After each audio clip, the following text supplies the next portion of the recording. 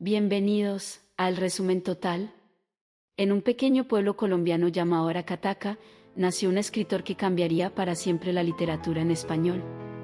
Su nombre era Gabriel García Márquez, y aunque su destino estaba marcado por las letras, su primer campo de batalla fue el periodismo. Pasó las décadas de 1960 y 1970 entre México y España, donde su imaginación floreció en forma de novelas inolvidables. En 1967, el mundo conoció 100 años de soledad, la historia épica de la familia Buendía en el mítico pueblo de Macondo. Su estilo atrapó a los lectores con una prosa en la que la realidad y la fantasía se entrelazaban de manera magistral.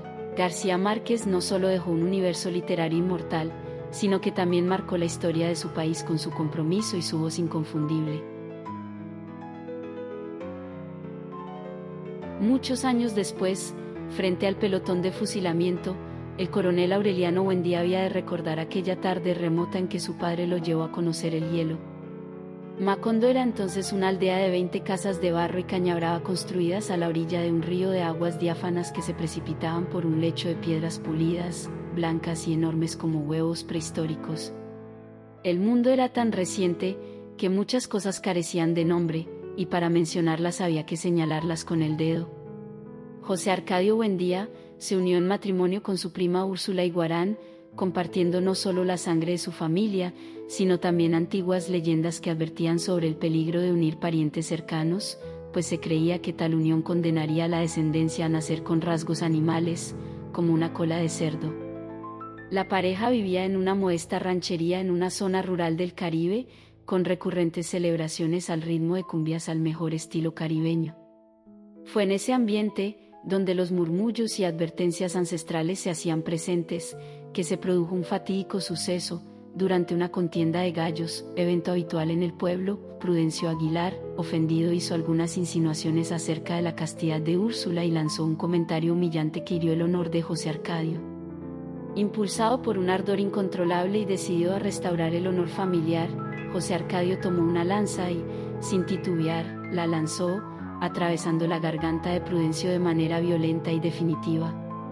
A este acto, en días posteriores, hubo un juicio con las autoridades de la ranchería donde se indicó que José Arcadio actuó en defensa de su honor, respaldado por los testigos que presenciaron cada detalle en la gallera. El acto no solo dejó una marca imborrable en la memoria colectiva del lugar, sino que el fantasma de Prudencio comenzó a rondar la casa, buscando agua para mojar el trapo con el que se sujetaba la garganta. Úrsula lo veía junto al fuego, y José Arcadio oía sus quejidos en el viento. Ya no podían dormir. Con el peso de ese crimen y de los presagios que parecían anunciar una condena ineludible, y siendo apenas unos jóvenes, José Arcadio y Úrsula decidieron dejar atrás aquella tierra, buscando un destino donde, quizá, pudieran librarse de la sombra de los antiguos mitos familiares y comenzar de nuevo. Durante la huida tras el fatídico suceso con Prudencio Aguilar y con el espectro de aquel hombre persiguiéndolos en forma de remordimiento y superstición, José Arcadio Buendía reunió a un grupo de jóvenes aventureros, compañeros de su misma edad, llenos de ímpetu y ansias de romper con un pasado marcado por viejos mitos familiares, y emprendieron juntos una larga travesía por la selva. Dejaron atrás la modesta ranchería en la que habían vivido, un lugar impregnado de leyendas y advertencias sobre el peligro de unir sangre cercana, y se adentraron en un mundo salvaje donde la naturaleza se mostraba tanto generosa en frutos y raíces como implacable en la escasez de agua.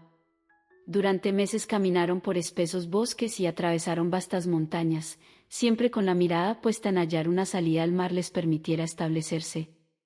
El grupo se vio obligado a subsistir de lo que la tierra les ofrecía, recolectaban frutos silvestres, raíces y cazaban pequeños animales, mientras el implacable sol y la fatiga marcaban cada jornada. Los pantanos, con sus aguas fangosas y la niebla que se levantaba entre la maleza, se convirtieron en un obstáculo permanente.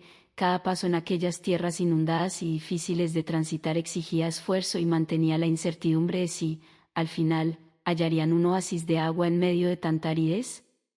La travesía se impregnaba, además, de un ambiente casi místico, los sonidos de la selva, el susurro del viento entre los árboles y la sensación de que la tierra misma guardaba secretos antiguos, creaban un escenario en el que la esperanza y la desesperación se entrelazaban.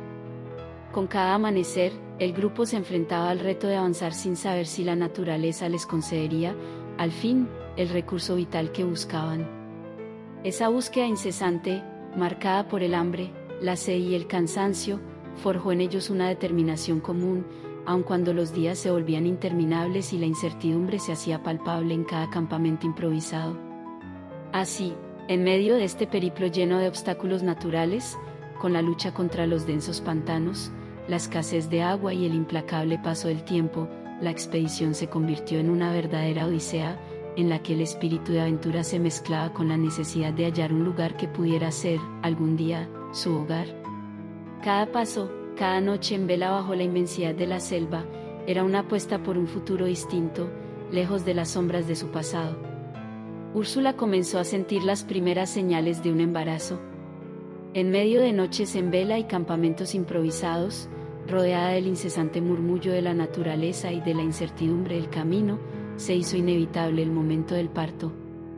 En una de esas noches, con el ambiente cargado de expectación y la dura realidad del viaje marcando cada instante, Úrsula dio a luz a su primer hijo, José Arcadio. El nacimiento se produjo en condiciones sumamente precarias, sin las comodidades de un hogar, en un entorno agreste donde el alimento y, sobre todo, el agua eran escasos. El milagro de la vida se hizo aún más palpable. Este niño, que llegaría a simbolizar el primer eslabón de la estirpe Buendía, emergió en medio del dolor del parto y la esperanza de un futuro distinto, marcando el inicio de un destino que, con el tiempo, se consagraría en la fundación de Macondo. La travesía que emprendieron José Arcadio y su grupo de jóvenes aventureros duró aproximadamente 26 meses. Esa odisea, llena de fatiga y de un ambiente casi místico, culminó cuando, en medio de esa incertidumbre, José Arcadio tuvo una visión reveladora que le mostró el lugar idóneo para establecer lo que pronto se convertiría en Macondo. Más adelante en la historia, confiesa que siempre estuvo perdido. José Arcadio Buendía diseñó el pueblo de una manera tan eficiente que todas las casas eran del mismo tamaño y estaban a la misma distancia del río. Él era una especie de patriarca juvenil, que daba instrucciones para la siembra y consejos para la crianza de niños y animales, y colaboraba con todos, aun en el trabajo físico, para la buena marcha de la comunidad. Puesto que su casa fue desde el primer momento la mejor de la aldea, las otras fueron arregladas a su imagen y semejanza. Tenía una salita amplia y bien iluminada, un comedor en forma de terraza con flores de colores alegres, 2 dormitorios, un patio con un castaño gigantesco, un huerto bien plantado y un corral donde vivían en comunidad pacífica los chivos, los cerdos y las gallinas. Los únicos animales prohibidos no solo en la casa, sino en todo el poblado, eran los gallos de pelea. Análisis.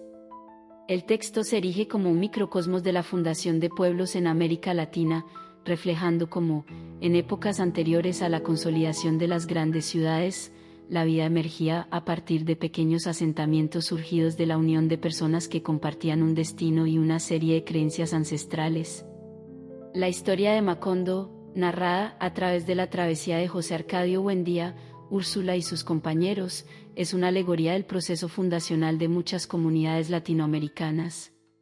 El relato nos sitúa en un ambiente rural del Caribe, donde la existencia se forjaba a base de pequeños grupos que, impulsados por la necesidad de escapar de un pasado cargado de supersticiones y viejas maldiciones, emprendían largas travesías para hallar un lugar propicio para asentarse.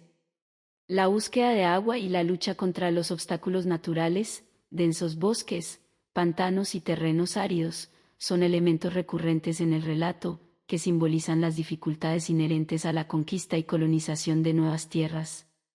El estilo narrativo se impregna del realismo mágico, una de las señas de identidad de Gabriel García Márquez, en el que lo extraordinario se integra de forma natural en la cotidianidad. La presencia del fantasma de Prudencio Aguilar, las visiones reveladoras de José Arcadio y la forma en que la naturaleza parece tener voluntad propia son ejemplos de cómo lo mágico y lo real se funden en la narrativa. Estos elementos no solo embellecen la historia, sino que subrayan la importancia de la fe, la superstición y la creencia en lo inexplicable, aspectos profundamente arraigados en la cultura latinoamericana. Desde el inicio se hace eco de antiguas leyendas sobre los peligros del parentesco cercano, lo que añade una capa de fatalismo a la existencia de los protagonistas. La advertencia de que unir sangre cercana podría condenar a la descendencia a nacer con rasgos animales, como la mítica cola de cerdo, se mezcla con la realidad del honor y el deber, motivando actos extremos como el de José Arcadio al matar a Prudencio Aguilar en defensa del honor familiar. Este conflicto entre el deber y la superstición es un reflejo de cómo las creencias tradicionales marcaban la vida en aquellas comunidades, determinando decisiones que trascendían lo personal para marcar el destino de toda una estirpe. La travesía descrita en el texto, con sus meses de caminata, hambre y sed, representa la ardua búsqueda de un nuevo comienzo. En ese periplo, cada paso, cada noche en vela y cada obstáculo natural se convierten en parte del ritual de fundación de un pueblo. La visión reveladora que finalmente conduce a la elección del sitio para Macondo simboliza el nacimiento de una utopía, una tierra prometida que encierra la esperanza de dejar atrás los errores y las sombras de un pasado marcado por la superstición y la violencia. Finalmente, la descripción del pueblo fundado, con casas de barro y caña brava, dispuestas en orden, a la orilla de un río de aguas diáfanas, no es casual. Este detalle arquitectónico refleja el ideal de orden y comunidad que se intentaba instaurar en la Nueva América, un mundo en el que, pese a las adversidades, el hombre podía imponer un cierto orden, dar forma a la tierra y construir una sociedad basada en la cooperación y la esperanza de un futuro diferente.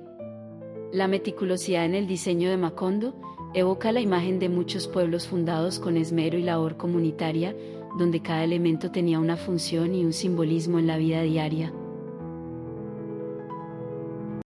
La fundación de Macondo fue el mundo de muchos de nuestros abuelos.